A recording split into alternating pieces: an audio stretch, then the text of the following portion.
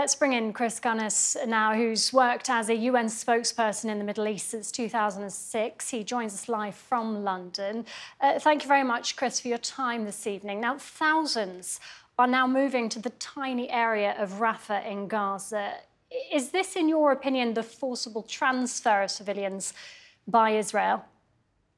Well, it's certainly an unprecedentedly large number of people being internally displaced. And the big question is, are the Israelis going to try and force them across into the Sinai, effectively into Egypt, or will they do what international law requires and give them access into areas of Israel, occupied parts of Israel which are historic Palestine? Because under international law, the occupying power has an obligation to protect occupied people. And that means that Israel does not have the right to force them out. And it's clear that Israeli diplomats and politicians have been trying to get the Europeans to pressure Sisi, the Egyptians, into accepting hundreds of thousands of Palestinian refugees in Egypt. But that clearly is unacceptable to Egypt. The only real solution that I can foresee is if we're going to see a proper reconstruction of Gaza, the clearance of all the unexploded ordnance and a proper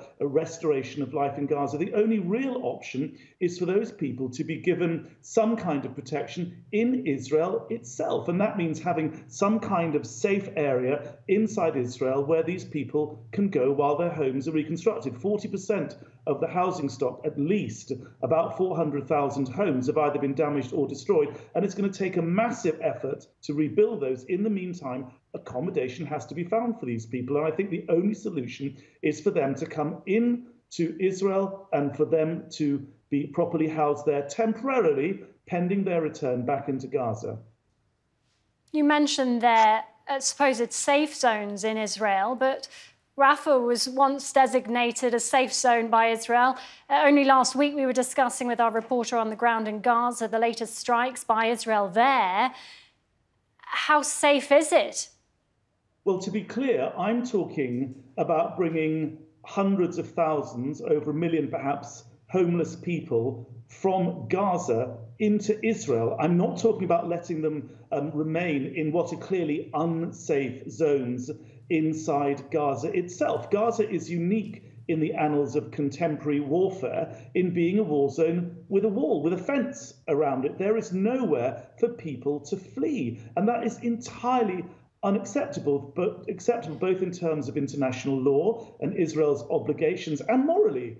How can you possibly justify, while this horrendous attack, a genocide as it's being accused in the International Court of Justice, is going on, for the very people against whom this genocide is being perpetrated, this alleged genocide, not to be given some kind of safe area, respite, while their hospitals are being bombed, their homes have been destroyed, communicable diseases are breaking out. There's a shortage of water, electricity, and it's impossible, to have any kind of healthcare because that's completely collapsed. Humanitarian aid is being completely blocked. So we need to have some kind of safe passage for hundreds of thousands of people out of the danger zone, out of the war zone. They won't be happy. The Egyptians won't be happy, and the Gazans themselves will probably not be happy in being forced out into Egypt. And I think that pressure has to be brought on Israel. There's a huge amount of space down in the Negev, empty land, which could be used to house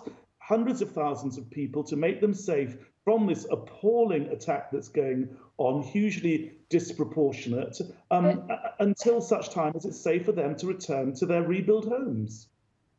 But Chris, you mentioned where they'd be safe in Israel, but they were told that there were safe zones in Gaza to which they've all been moving. They haven't been safe. What guarantee would there be that if they had these so-called safe zones in Israel, they would indeed be safe there?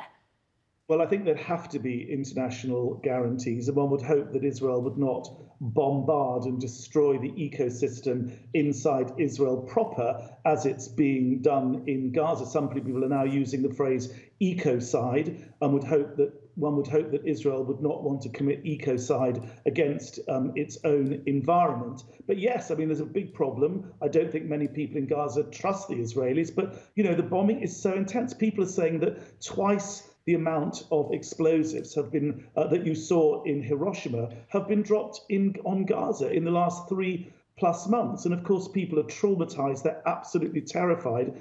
And I think the only solution has to be for pressure to be brought on Israel to accept these people, to have proper medical facilities, proper sanitation, water, health. All these facilities have to be provided while these people are brought out of the out of the battle zone and into a safe zone where they can be accommodated and looked after, pending such time that it's safe to go back to their rebuilt homes. That could take a very long time, but it's clear that Egypt, one of the poorest countries in the Middle East, is certainly not going to be capable of sustaining that level. And it's something which can only really be possible with a proper protection regime inside Israel itself. And I think it's high time that the international community started talking about that. Israel gets huge amounts of economic aid from the United States, and given its obligations to 2.3 million people in Gaza, I think this increasingly has to come into focus.